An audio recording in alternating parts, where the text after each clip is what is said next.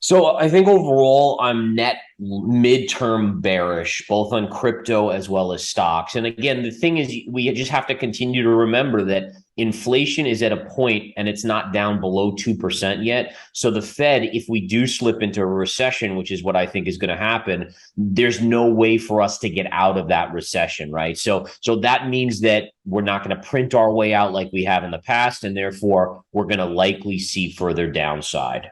So I do think the Fed is going to pivot soon, but I think it's important to understand that a pivot is just a kind of a climbing the mountain to coming down the mountainside, right? So we've had three rate hikes of 75 basis points in a row. So a pivot could even be early November, just 50 basis points. And then after that, it's 25. And then we could go to zero rate hikes, but that still means the interest rate is going to be right around 4% on the Fed funds rate, right? So the idea here is that I think that at some point they will not hike anymore, but I don't see them looking to decrease those rates for at least probably a year until one of two things happens. One, it could be that we see the inflation rate get below 2% so that then they feel confident in lowering rates again. Or two, things get so bad in the global economy, things get so screwed up that even with inflation above 2%, they still are like, oh my goodness, we'll tolerate 4% inflation. We need to print money anyways because things are like a depression.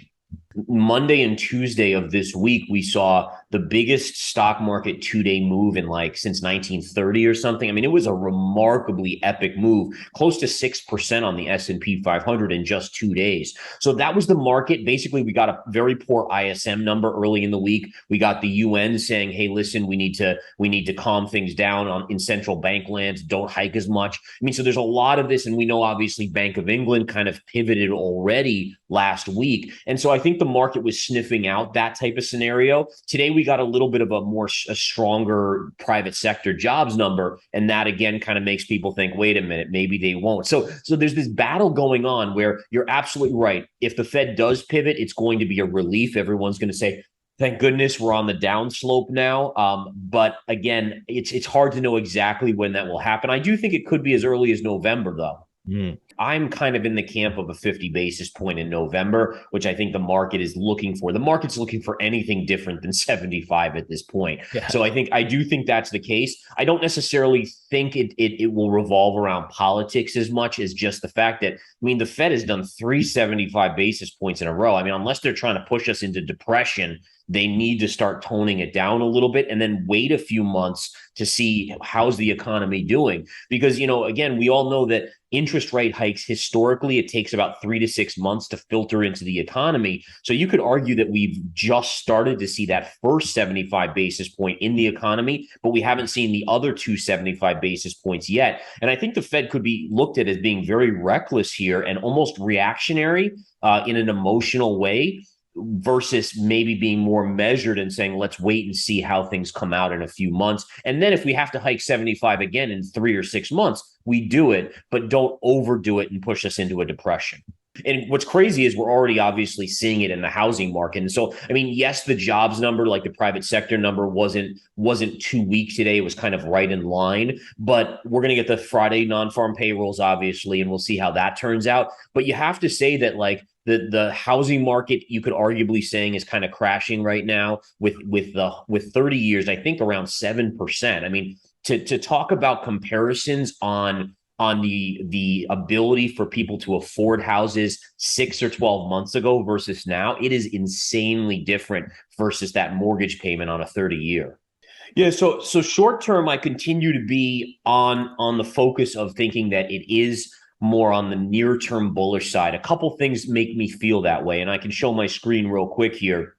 Number one, you have a support line on the Bitcoin chart. If you connect this low, we're still holding this area of support. So we're kind of dancing around this 20,000. And I think one of the key things that I'm noticing is sentiment is really, really bearish on Bitcoin. Yeah. So again, with sentiment being so bearish, it makes me almost a little bit bullish. The fact that we've been going sideways and sentiment has remained this bearish. So you almost want to see a little bit of a pop to get that sentiment to be more bullish in the near term. So I think, again, if you combine a Fed pivot, or at least the chance of a Fed pivot, it's more of a risk on in situation. The dollars started to come off the all-time, well, not the all-time highs, but 20-year highs. And those are all recipes for a potential short squeeze in Bitcoin, at least to 22, 24, maybe 25,000. Midterm, I'm still in the camp that it's going to still see 12 to 13,000 at minimum. So I am midterm bearish, but I am short-term bullish here. But basically, as long as you don't trade below this trend line, then you would be positive on Bitcoin, right? So this is a very obvious trend line across here, slightly angled up. Right now, that trend line is right around 18,500. So as long as we don't trade below that, I think then you keep a neutral to positive view on Bitcoin with potential upside. Again, any sort of upticks maybe through 21,000, you could get a little bit of a short squeeze there with sentiment being so bearish.